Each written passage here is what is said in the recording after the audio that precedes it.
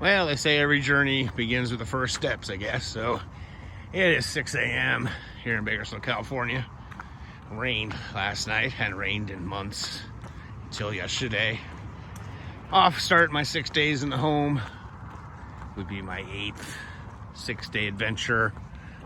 Who knows how far I'm gonna go or what it's gonna be like.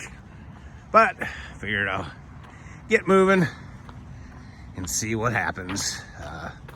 Also starting off the Snowdrop 55 hour right now, kind of double dipping, and off to do my 6-mile loop because routine beats motivation. And here we go. Well, it's a half hour in and it's still drizzling, raining here in Bakersfield, California, where if I followed the arrow, I could go to Christmas Town. But I don't think so.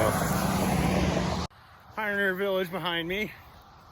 First 6 miles of day 1 was in the rain.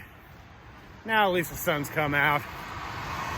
I'm trying to finish up at least 10 miles before I take a little bit of a break. Maybe pick up the Weasel at mile 10 and do a little bit more.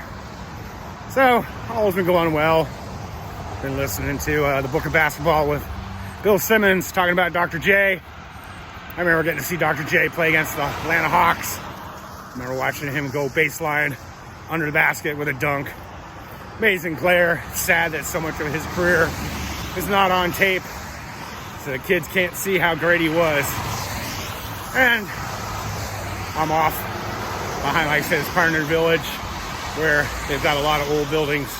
Bakersfield was formed up as a city like in 1890. In fact, the Bakersfield High School that I taught at started back then too. So, and this is Chester Avenue. So, onward.